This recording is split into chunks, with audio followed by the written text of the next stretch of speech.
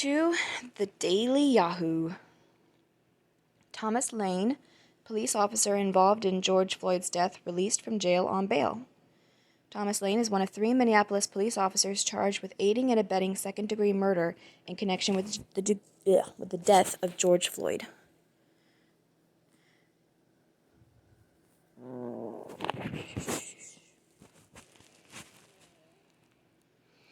And I read something yesterday that sort of makes me question.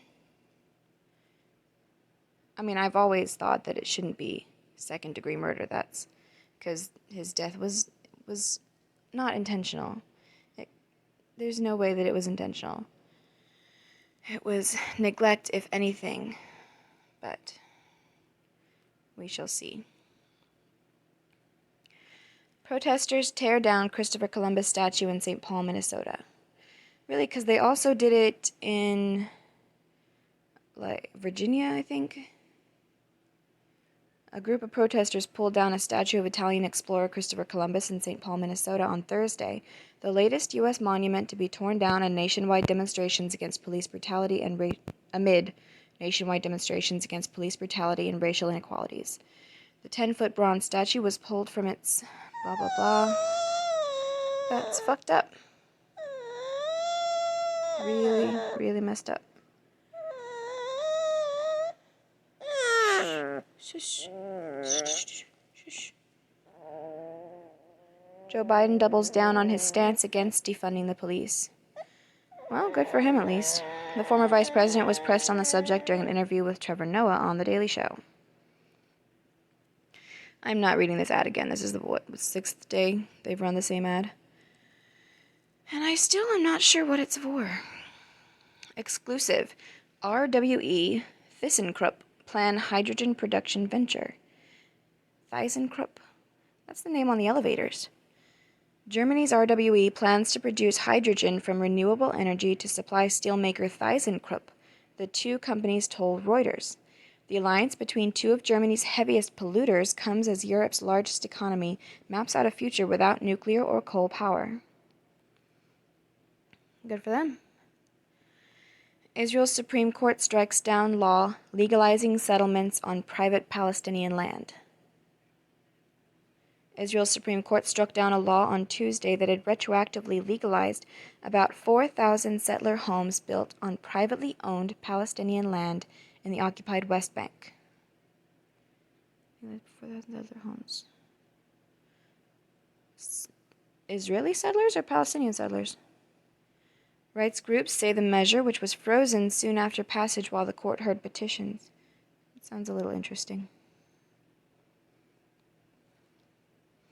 From Tel Aviv.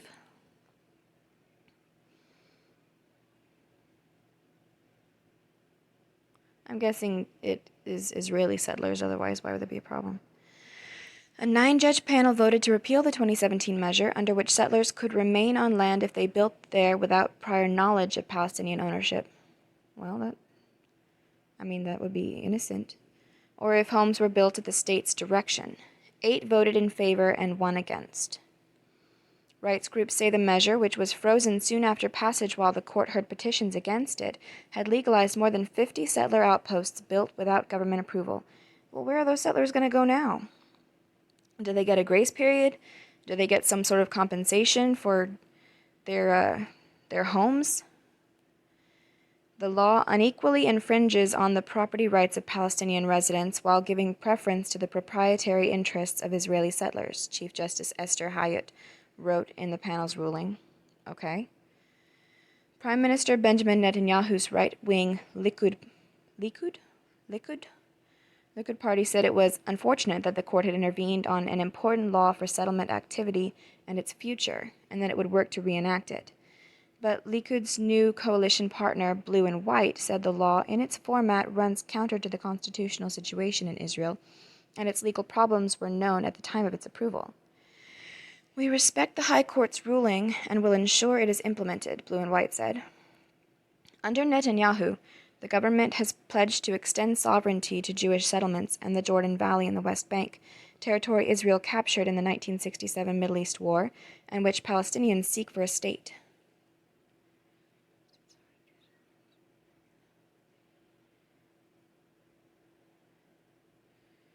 if Israel captured it, why it should be theirs. The government is due to begin discussing the de facto annexation on July 1st, but it is unclear. De facto annexation on July 1st, but it is unclear whether Israel's main ally, the United States, will give this step the green light. The Palestinians have rejected U.S. President Donald Trump's peace blueprint, under which most of Israel's settlements could be incorporated into contiguous Israeli territory. I guess I didn't really expect the Palestinians to go for any peace plan from Trump. I was a little hopeful, though. Although if they had, then I would have to be concerned that Trump was the Antichrist. Guess he's not, though, which is for the best.